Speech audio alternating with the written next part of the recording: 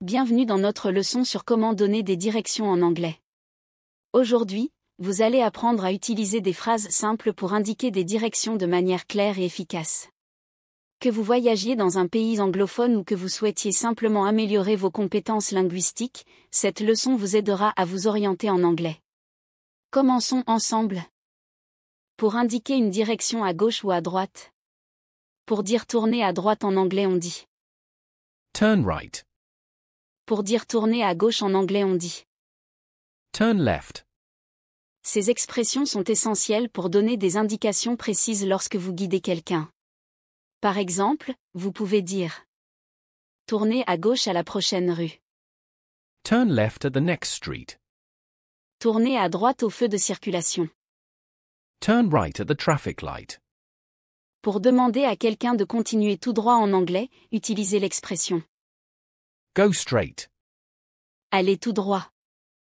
Cette phrase est utile pour indiquer de continuer dans la même direction sans tourner. Par exemple, vous pouvez dire Go straight until you reach the park. allez tout droit jusqu'au parc.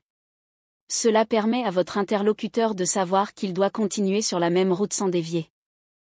Pour indiquer qu'une direction se trouve à un coin de rue en anglais, utilisez l'expression At the corner. au coin. Cette phrase est utile pour donner des indications précises lorsqu'un lieu ou un changement de direction se situe à un carrefour. Par exemple, vous pouvez dire The cafe is at the corner of Main Street. le café est au coin de la rue principale. Pour indiquer à quelqu'un de traverser la rue en anglais, utilisez l'expression Cross the street. traverser la rue. Cette phrase est utile pour donner des indications lorsque le chemin implique de traverser de l'autre côté de la rue. Par exemple, vous pouvez dire Cross the street to reach the library. traverser la rue pour atteindre la bibliothèque. Pour indiquer qu'un objet ou un lieu est à côté d'un autre en anglais, utilisez les expressions Next to. à côté de, Beside. à côté de. Next to. Est légèrement plus informel et couramment utilisé dans le langage quotidien. Beside. Peut être perçu comme un peu plus formel ou littéraire, mais dans l'usage courant, il est également utilisé de la même manière. Ces expressions sont utiles pour indiquer la proximité entre deux objets ou lieux. Par exemple, vous pouvez dire The pharmacy is next to the bakery. la pharmacie est à côté de la boulangerie. Opposite et across from. Dans l'usage quotidien de l'anglais, les deux expressions opposite et across from sont couramment utilisées pour décrire des objets ou lieux situés de part et d'autre d'une rue ou d'un espace. L'expression correcte en anglais est généralement opposite ou opposite to, mais pas opposite from.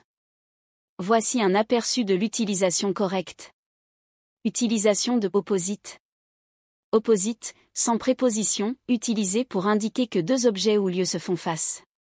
Exemple. The bank is opposite the cinema. Traduction, la banque est en face du cinéma. Utilisation de opposite to. Opposite to, utilisé dans certaines variantes de l'anglais, mais moins courant. Cela fonctionne généralement dans le même sens que opposite. Exemple. Examples. The house is opposite to the park. Traduction, la maison est en face du parc. Utilisation de across from. Across from, utilisé pour indiquer qu'un objet ou lieu est directement de l'autre côté d'une rue ou d'un espace par rapport à un autre. Exemple. The coffee shop is across from the library.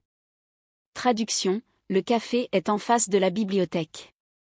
En résumé, opposite est la manière la plus simple et courante de décrire deux lieux qui se font face. Across from est également couramment utilisé et a une signification similaire. Opposite to est moins utilisé mais peut parfois apparaître, surtout dans des contextes formels ou dans certains dialectes. Pour indiquer la position relative d'un objet ou lieu par rapport à un autre en anglais, utilisez les expressions Behind. In front of. devant. Exemple. The car is parked behind the house. La voiture est garée derrière la maison. The statue is in front of the museum. La statue est devant le musée.